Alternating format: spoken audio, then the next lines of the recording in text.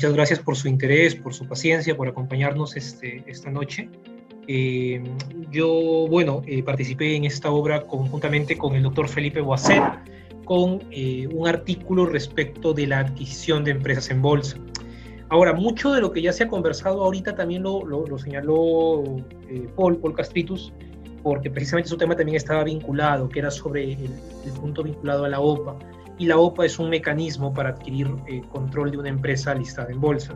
Pero no obstante ello, voy a tratar de no centrarme tanto en lo procedimental, sino más en lo conceptual, de resaltar aquellos elementos que son más prácticos respecto de cómo se hace esta adquisición, y asimismo abrir, pues, no sé, el chat, el micro, para que podamos tener todas las dudas posibles y que esto sea lo más didáctico. La lógica de esta exposición, al igual que el artículo, no es tanto centrarnos mucho en los aspectos tan específicos regulatorios, sino también dar una visión práctica de cómo se hace todo el proceso de un M&A cuando la compañía está listada en bolsa.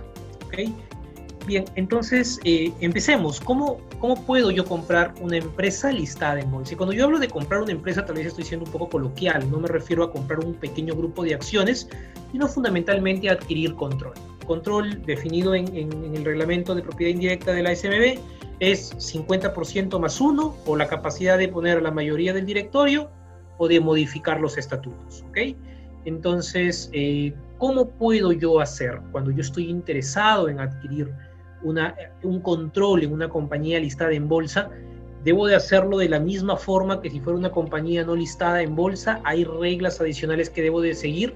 Y la respuesta es de que sí. Es el proceso de M&A se vuelve muchísimo más complejo cuando la compañía lista en bolsa que cuando la compañía es no listada. En primer lugar, tenemos tres formas de poder hacer la adquisición. ¿De acuerdo? La primera es ya sea por una OPA previa o una OPA posterior, siempre bajo el mecanismo de OPA. OPA ya lo conversó el doctor Castritus, fácil, lo revisamos rapidito aquí, pero es uno de los mecanismos. El segundo mecanismo es: hago una compra en rueda de bolsa, es decir, voy a la bolsa y de acuerdo con las normas establecidas en ella, compro las acciones dentro, adquiero mi control y después hago mi OPA posterior. Aquí fundamentalmente se hacen ese tipo de transacciones por beneficios tributarios. Si el adquirente, si el comprador el vendedor es un no domiciliado, el impuesto a la renta que se genere recibe beneficios tributarios si es que esto se hace en bolsa que si se hiciera fuera de bolsa. Y finalmente, la última opción es una compra extrabursátil más una OPA posterior. Fundamentalmente son los tres caminos que tenemos para poder comprar. ¿Ok? Igual yo estoy tratando de avanzar lo más rápido que pueda para no entrar en conceptos que seguramente ya escucharon en la exposición del doctor Castritus, pero si cualquiera de ustedes, por favor, tiene dudas, pueden ponerlas en el chat y las conversamos. La idea es que esto sea súper interactivo, y más bien les agradezco ahí a los organizadores si me avisan, porque como estoy viendo mi pantalla, no estoy al tanto del chat, así que seguramente va a ser muy importante si ustedes me comentan si es que hay cualquier duda en el chat que resolver. ¿Ok? Bien, entonces empecemos. Habiendo dicho que hay esas tres opciones, hablemos un poquito de la OPA previa. ¿Cuál es la OPA previa? Es la oferta, que ya nos había comentado el doctor Castritus, que yo hago antes de tener control. Yo salgo al mercado en general, elaboro un prospecto informativo muy similar a lo que acaba de comentarnos Manuel, pero digamos con algunas particularidades, porque yo no voy a emitir instrumentos, sino yo voy a comprar instrumentos, ¿no? Entonces, elaboro un prospecto informativo y me dirijo a todo el mercado diciéndole: señores, yo estoy dispuesto a comprar acciones en un monto tal que me permita tener el control en esta compañía, o designar a la mayoría del directorio o modificar los estatutos. ¿Ok? Este prospecto se registra en la SMB, se comunica a la bolsa, lo que nos había conversado el doctor Castritus. Y aquí es esencial, porque esto además es un tema internacional. ¿Qué información fundamental va en el prospecto informativo de una OPA posterior? Y fundamentalmente va información sobre la oferta y sobre lo que yo quiero hacer con la compañía. ¿De acuerdo? ¿Por qué? Porque la lógica de esto es de que todos los vendedores, todas las personas que podrían ser potenciales vendedores, sepan qué va a pasar si ellos me venden y sepan qué va a pasar si deciden no venderme y quedarse dentro de la compañía. Fundamentalmente es eso. Entonces vamos a tener información sobre la oferta. ¿Qué información va a haber ahí? Fundamentalmente monto de acciones y precio que voy a adquirir. En este caso el precio es libre, yo lo coloco, no hay valorización. La valorización es algo de la OPA posterior. Aquí estoy en una OPA previa. Bueno, admitamos a Valeria. En fin, entonces, siendo así, el precio lo establezco yo libremente y además yo tengo que decir qué voy a hacer con la compañía. Eso es fundamental. Por ejemplo, yo voy a deslistar la compañía una vez de que tenga control. Yo voy a liquidarla porque probablemente tenga activos muy valiosos, pero el resto de la compañía no me funcione. Voy a fusionarla con otra compañía. Voy a cambiar el domicilio, voy a modificar el giro del negocio. Eso es muy relevante. ¿Por qué? Porque quien decida no venderme tiene que saber qué consecuencias está asumiendo si decide no venderme y mi OPA es exitosa. ¿Ok? Eso sería en cuanto a la OPA previa. Lo demás creo que está en las diapositivas y al mismo tiempo ya lo conversó de sobra el doctor Castritus. No quiero redundar, más bien avancemos. A ver, vamos a cambiar esta paginita. Aquí creo que estamos. A ver. Aquí, perfecto. Fortalezas de la OPA previa. Bueno, la OPA, ojo, es una operación en rueda de bolsa. ¿Se acuerdan que les comenté los beneficios tributarios? A la OPA le da beneficios tributarios. Es flexible, yo pongo monto y precio. Evito la OPA posterior. Si compro por OPA previa ya no hay OPA posterior. Y algo muy relevante para algunos grupos económicos, sobre todo si lo que yo tengo es un accionariado que puede ser un poco hostil. Da transparencia e igualdad entre inversionistas, lo cual es muy relevante sobre todo para evitar riesgos del tipo reputacionales, ¿no? Bueno, debilidades es inversión de tiempo, demora un mes hacer la compra, la garantía puede ser muy onerosa, hay que depositar los fondos, el monto total de lo que yo voy a comprar, tengo que depositarlo en un escrow o conseguir una carta fianza, eso es bastante caro por un mes. El controlador original puede no venderme el 100%, ese es un problema clásico de la OPA previa. ¿Qué pasa? Si yo voy a comprarle a alguien la participación en una compañía, usualmente en el Perú yo negocio solamente con una persona. ¿Por qué? Porque las empresas tienen un accionariado concentrado. ¿Qué quiere decir? Que las empresas en bolsa son controladas por un grupo económico con 90% a más.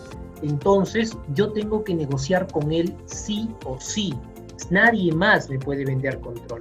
Entonces, si yo hago una OPA previa y digo, quiero comprar 50 más 1, probablemente el señor no esté interesado en venderme. O si yo digo, quiero comprar 90%, que es el 90% de este controlador, ¿qué pasa si el 10% restante también decide participar? La norma dice que ahí pasan dos cosas, o yo compro todo lo que acepten, haciendo más onerosa la operación, o me quedo con mi 90% y entra prorrata. Pero ¿qué va a pasar con el controlador? Va a decir, oye, yo no me quiero quedar como minoritario en una compañía que acabo de vender. Si yo la vendo es porque quiero salir de este negocio. Si tú me la compras es porque crees que mi estrategia no es la más eficiente y crees que tú puedes ser más eficiente. Entonces no tiene sentido que yo me quede aquí.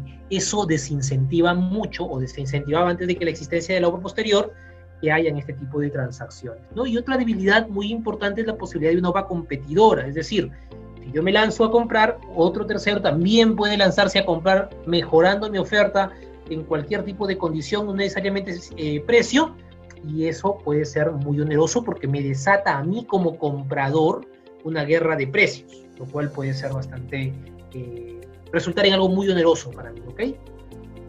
Otra opción, OPA posterior. Ya nos la conversó también el doctor Castritus.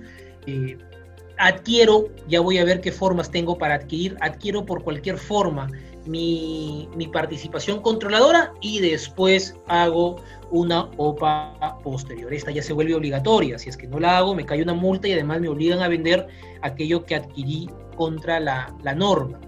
El precio lo va a determinar una valorizadora. El número de acciones se va a determinar según una fórmula establecida en el reglamento Y bueno, esto ha cambiado muy recientemente, ahora son 6 meses después de la adquisición, ¿ok? Ya no son 4, son 6. La adquisición previa solo puede realizarse un máximo de 4 operaciones en los 3 últimos años. Esto es muy importante, que era lo que señalaba también el doctor Castritus, ¿no? Supongamos de que mi cliente quiere comprar esta compañía y me dice, oye, puedo comprarla en bolsa, de cachito en cachito, de pequeño paquete en pequeño paquete, hasta llegar a 50 más 1 y después hago mi OPA posterior. Si es que esa estrategia implica que voy a hacer más de 4 compras en un plazo de 3 años, no puedo hacerla. ¿Por qué? Porque estaría contraviniendo la norma. La norma no quiere esta compra al por menor, al retail de acciones. ¿Por qué? Porque en realidad lo que hay detrás es la intención de adquirir control. ¿Y qué pasa si el mercado se entera de que alguien quiere comprar muchas acciones? ¿Qué pasa cuando hay mucha demanda de un bien y la oferta se mantiene igual porque no se emiten nuevas acciones? El precio va a subir.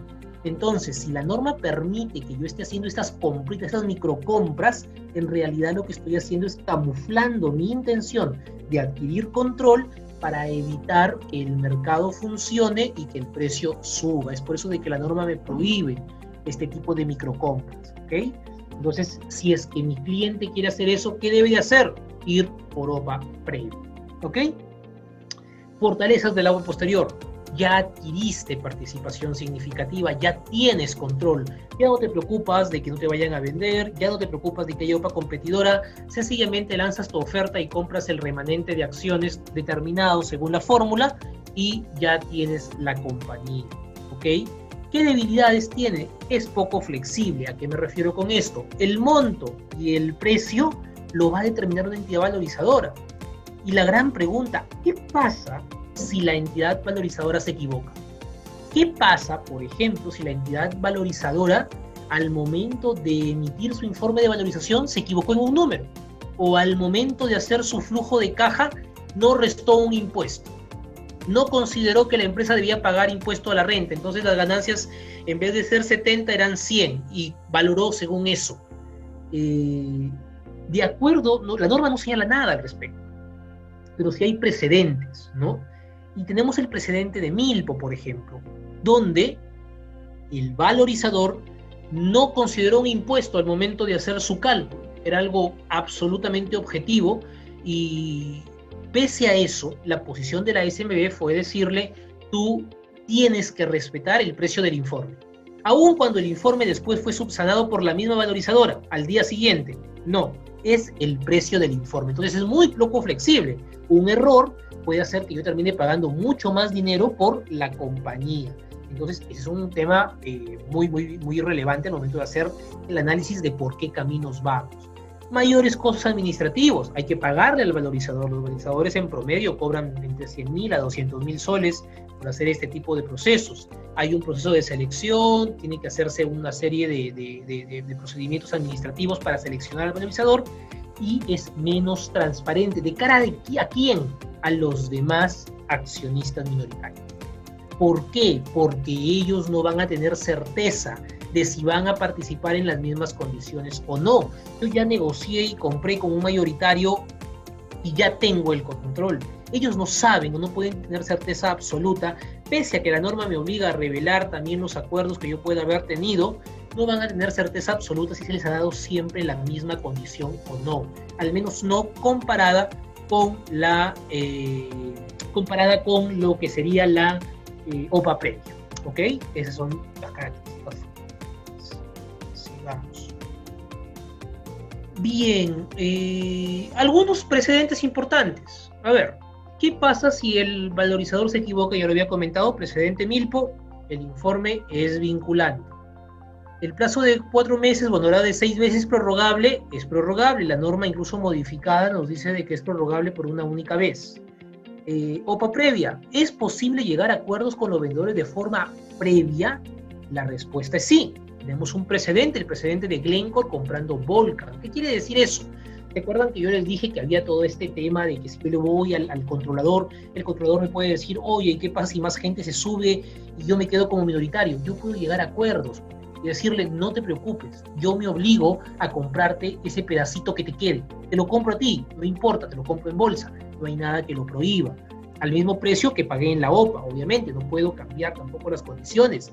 Contravendríamos un principio básico que es la igualdad entre inversionistas, pero sí puedo llegar a ese tipo de acuerdos. O, por ejemplo, algo que se está usando bastante, yo puedo hacer un acuerdo para que tú me vendas en OPA previa y no aceptes ninguna OPA competidora. Entonces me dirán, ¿eso quiere decir de que si llega una OPA competidora, él no puede aceptarla?